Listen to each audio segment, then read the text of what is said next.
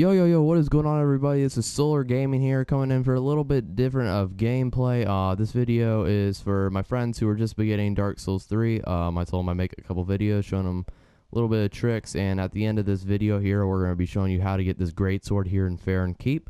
Even if you're not your friend and you're just here to watch, that's completely fine. You're going to learn some new tricks as well, so stay tuned. We're going to be talking about the stats, what they mean. Basically, I'm going to show you guys a couple builds you want to go for, the rings you want to go for, and how to get them, and basically a couple of the small things that you're going to need to know going into Dark Souls. So the first quick thing I want to tell you guys, for the DLCs, a lot of people ask me, are the DLCs worth it? Yes, they're absolutely worth it. I recommend you guys buy the season pass, get both of them cheaper. Basically, one thing you need to keep in mind is do not go into the next journey, everybody. Once you hit the end game, it will ask you very sneakily if you want to continue the next journey. A lot of people think that means, oh, wow, there's more of the story. No, this is restarting the game, and it's going to be at a higher level. It does give you higher rings, level, as you can see. Let me show you real quick. As you can see, if you're a beginner, you'll just get the Havel ring, but since I'm such high in the journeys, it's actually +3. I'm actually in journey 9 right now, which is the highest you can go. And I haven't even completed the story yet, but I did run all the way up here real quick just to show you guys how I get this great sword. But it's a good thing to keep in mind. In the order of DLCs goes Ashes of Arendelle and then the Ring City. I do warn you, though, the Ring City is very hard. I recommend that you play the original story through a couple of times over before you get into that, because you're going to want weapons. If you can get a friend to help you out with those weapons in Souls, then it's completely fine. I will try to help my friends who are watching this if I can with my USB stick trick over here. Anyways, I don't want to waste any more time. Let's get right into this. So a quick trick with the menu here. I don't know if you guys already know this, but a lot of people don't. It's really simple. Hit the right joystick real quick, and you can actually go into the simpler menu. It saves you a lot of time switching things in the middle of a boss battle or PvP. Basically, you can see what's in front of you while switching. It's just less detailed, but go ahead and hit R3 again, and basically it shows all your stats. So ignore my level there for 17. I have been playing the game for a long time, so don't feel discouraged.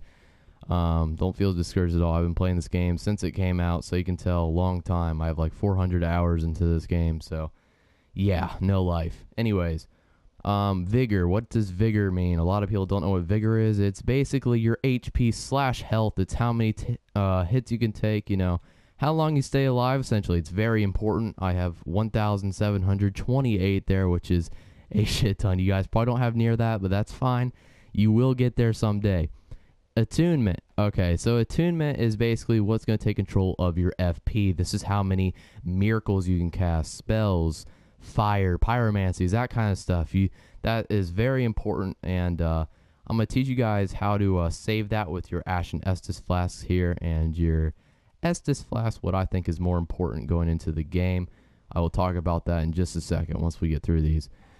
Next is going to be your endurance, and that's actually the green bar on the bottom there. This is very important, guys. Don't miscalculate this stat. It's actually one of the more important ones. This actually increases the amount of times you can roll and run around overall. As you can see, I'm just going to run around here so you can kind of see what that looks like once you have that maxed out. I have it pretty much maxed. A lot of you guys won't be able to run nearly as long as I am right now. But again, that's completely fine. I'm expected to because I'm such a high level. Basically, with endurance, you guys, a lot of people think it caps out and then it just doesn't keep going at a certain point. That's actually not the truth. The stamina bar you see there is capped out. However, once you keep going, it doesn't necessarily cap out. It actually just, oh, we're getting a call. Fuck off, telemarketer. Basically, it doesn't cap out. Once you keep leveling it up, it actually just slows down the green bar, which allows you to move even more. Anyways, go on next stat. Vitality. Vitality is probably the one a lot of people get confused about because it's a weird word. I'm sure a lot of you guys have not heard of it a lot. This is basically how much you can absorb physical hits with your armor and shields, and also your resistance against things like magic, fire, lightning, blood, poison, that type of stuff. Great examples where I am right here in Farron Keep. If we run out here, you get toxinated with the water. So actually, if your vitality is higher, then it will go up much slower. As you see, when I run for this greatsword later, you'll be like, how is this thing not going up so fast? It's because I have so much vitality. Moving on to the next one. This is going to be strength. Most of you probably know what this does. Basically, it's mostly just for your weapons and armor. It's basically just how much you can carry on you. It does affect the weight ratio. You want to stay under 69. That's the magic number. Write that down if you want to. 69%. Stay below there. You can go to 69 and still roll. But past 69, you'll start fat rolling. What that means is, you stutter step on the ground, crack your neck like a retard. You don't want to do that. You don't want to go above 69% weight ratio. You want to stay below there. And for strength, I think, what's the max weapon, so I can give you guys a cap here. This is very important because you don't want to, I think I actually put too much strength on, or did I not? 57. That one's 40, that one's 50. I think I have another one that's actually heavier somewhere here. Bear with me, guys. I have a lot of fucking weapons.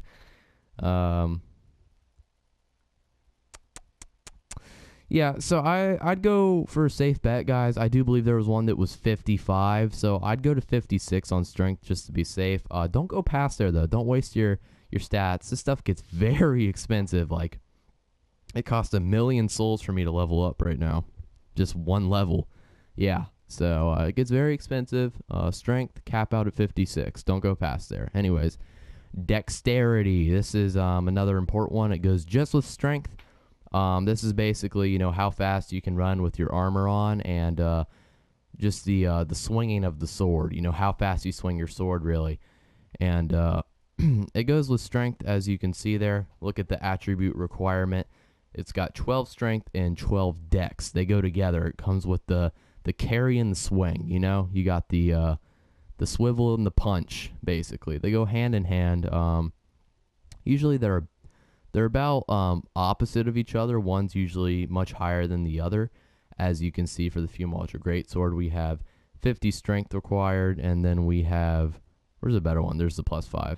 50 strength required, and then 10 dex. See, it's much more strength required than dex. So dex is important. It's much higher on some of the spell casting weapons. See if I can find one of those.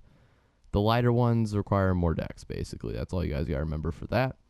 Going on to intelligence. Intelligence is very important. It goes together with your FP, or your spell casting, whatever you want to call it. Go to attune spell here, and just look at this with me for just one quick second. 8 attunement slots is the max you can get with pure stat rolling. 55 is max. You can write that down if you want. 55 is max. That gets you to 8 attunement slots. Now remember this very carefully. Some spells / magic / pyromancies actually cost 2 slots. A lot of people think you can just put 8. That is not the case. Actually, as you can see here, the Great Chaos Fire Orb, 2 slots gone. Okay, so now I only have 6. You see how that works? Some are much more heavier than others. They're much more hard hitting, which makes sense. You wouldn't want someone running around with fucking like 8 of these very overpowered spells. Even though there is some spells that are already too overpowered. For example, the Crystal Soul Spear. I'll talk about this one in just a second. Moving on here, let's get through these. Faith is basically what you need for some of the higher attacking spells, like I just went over here. Let me show you there. It's basically all spells for Faith, guys. You don't really worry about anything else. For the weapons, the left hands, to actually cast the spells might require a bit more Faith. Let me look at the highest one here. I believe it is Soothing Sunlight. As you can see, 45 Faith. This actually heals you completely, and it's a spell, so you don't use any of your Estus Flask. It's a very good spell. I actually run it on pretty much every boss I go to. As you can see, though, 45 faith, I believe it caps out at 50. So that's all you need to worry about for that one. I got the 55, actually, because, I don't know. I guess some of the DLC miracles actually go higher than 50. So if you are looking, I mean, they're not as good as the base game miracles. I don't think a lot of them are. Just to let you guys know that ahead. I just really like collecting all the trophies, so I got all the miracles, and one of them was above 50, so I went to 55. The next one is luck, guys. Don't fuck with luck. Do not fuck with luck, guys. Luck is the most trash ass bullshit attribute you can possibly go for. 20 is even too much, man. 20 is a lot, guys. Don't go for luck. Absolutely put this into your last ditch effort. Everything comes before luck, guys. Everything comes before luck. Luck does absolutely nothing. The percentile is just not there. And let me tell you why. You end up getting these coins down here, as well as a headpiece that actually greatly boost item discovery, as you can read there. And it actually stacks like 100 times over what luck does, so there's literally no reason to go for that. And if you're my friends watching this, you'd use luck to find weapons you don't have, really. But once I do actually come over and give you guys some souls and weapons with this USB stick, you won't need luck at all. Completely garbage. Don't go for that stat. It is not worth your time. As you can see there, my item discovery is 120. Luck would not change that if I like went down to 8. It really wouldn't. Anyways, going into the builds now. I'm sure a lot of you guys want to see what type of builds I'm rocking that make me one-hit bosses. I believe I'm actually wearing the one-hit boss build right now. Yes, I am. Okay. So basically what you guys want to go for in Dark Souls, if you're looking to one-hit bosses, okay, some of you might not want to do this, but I will be showing you how to screenshot this build if you want to right now. I'll actually go to Crown of Dusk, Magic Clutch Ring, Young Dragon Ring, and Bellowing Dragon Crest Ring. Remember those names, as well as the Court Sorcerer Staff plus 10. So let me tell you what these basically do. The Magic Clutch Ring basically increases your magic damage, but makes you more weak to magic damage. So say you were facing the, what's a good example here? The Dancer. Say you were facing the Dancer and you know his left sword is made out of magic and you got hit by it. It would do a lot more damage because you're wearing this Magic Clutch Ring. However, if you're using what I like to call the Crystal Soul Spear, he's not gonna get to hit you because he's gonna be fucking dead. Because this is actually increasing the magic damage. Young Dragon Ring is going to boost your sorceries. That means boost your sorcery damage. It doesn't actually say it, but it does boost your sorcery damage. This is very important. Again, it stacks onto the Crystal Soul Spear, just making it that much more powerful. And then you got the Bellowing Dragon Crest Ring, which greatly boosts the damage on that spell, which is going to make the Crystal Soul Spear do even more damage than it already is doing. And I think it stacks like 1,800 damage or something like that, which is really crazy. It looks different on the bosses. I believe, like, if we're taking Boreal of the Valley, I believe he has like 2,000 health. And once you stack these, it goes above 1,700. So it's really crazy. Moving on to the Crown of Dusk. What does this do? It doesn't actually say it, but you see the negative 30 magic right there, 0.0. It even though it says negative 30, it actually increases more magic damage.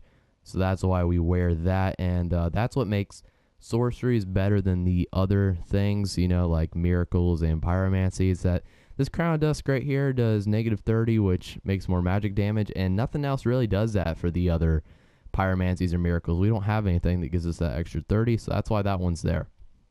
Court Sorcerer Staff, plus 10. It's actually going to take you 1 Titanite slab to get this to plus 10, which is completely worth it. You don't need that much for this. You only need 6 strength and 14 intelligence, so it's very doable at the level you guys are at right now. The only thing that's tricky is finding these rings here. Don't worry about the Havel's ring right now, guys. I just wear that because usually I'm wearing this Havel armor here, which is insanely heavy. You're not going to be able to wear this yet. My Havel armor puts my poise down extremely, so, or not my poise, my bad. It raises my poise, but my weight ratio down, so I can actually wear that and wear a sword at the same time. And then the last thing, guys, for this build is the Sculler's Candlestick. This is gonna even increase your damage even more. What happens is you click L1 on the, see if I can pull it out for you guys right now. I'm one-handing this, so bear with me. You're actually gonna two-hand this, or not two-hand that. You're gonna hold, I believe on Xbox it's Y. I believe that's correct, the top one. And then you're gonna click L2. It powers that up, and then you switch back with Y, and you two-hand this, and it's actually gonna increase your damage even more when you send out that spell. So yeah, that's probably my favorite build that I run right now. I'm gonna try to show you guys another build here if I can. Now, I'll probably do that in another video. If you guys do want to see another video, that is. Anyways, I'm actually going to show you guys where this great sword is now. I don't want to waste your time anymore. While I'm doing that, I will try to hit an enemy with the Crystal Soul Spear, just so you can get an idea how much damage it does. It's not actually going to seem like that much because I am in New Game +9, so the enemy's health is stacked upon stacked. So let me set my microphone down here. Scratch that. I'm just going to record this now since I'm going back over the video. Anyways, guys, to get this, you're going to stay on the left side here as I am running down.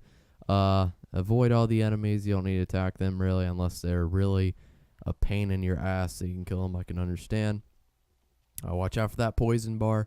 Run back up here and let that poison bar come down right there. I actually was stupid, and I went into a dead spot, a dud, if that is. You guys can just see how much health these guys have in NG +9. I don't actually think I had whatchamacallit. I didn't buff my Court Sorcerer staff there, so you only saw half the damage that I would originally do. Look at that parry there, beautiful. And yet again, even with a parry, this guy is still not dead. One quick swing, there he goes. Again, stay on this left side here. I don't have any Estus Flask, which actually I was going to tell you guys about. I might save it for next video.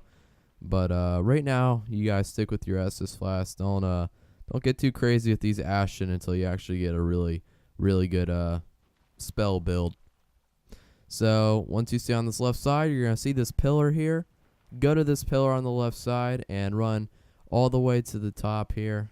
Cure yourself with some purple moss if you are poisoned. Right here, guys, this is where the great sword is, on top of this pillar. I had a little faggot come up here and actually come up and kill me. Fucked up my buff there as well. Anyways, come up here and grab that great sword. There it is. I'm actually going to whip it out here for you guys in just a second so you can kind of see what that looks like. It's one of the best great swords in the game. I use it a lot just to go through these enemies. I believe I kill one person down here for you guys to see. Quick L2 attack. L2 R1, I believe I did. Yep. Bang, look at that. Destroyed, and this guy's gonna come over and fucking kill me. Fuck that dude. Anyways, if you guys did enjoy this video, please leave a like, subscribe. If you do want more of these videos, I'm perfectly fine with making them. This was fun making this. Haven't played Dark Souls in a while, so it's great to come back to this game and show people how to play it because, yeah, I put a lot of hours in this game, as I said, 400 plus, so, yeah, definitely no life that shit. Anyways, guys, I hope you guys enjoy. This has been Solar Gaming. Peace out.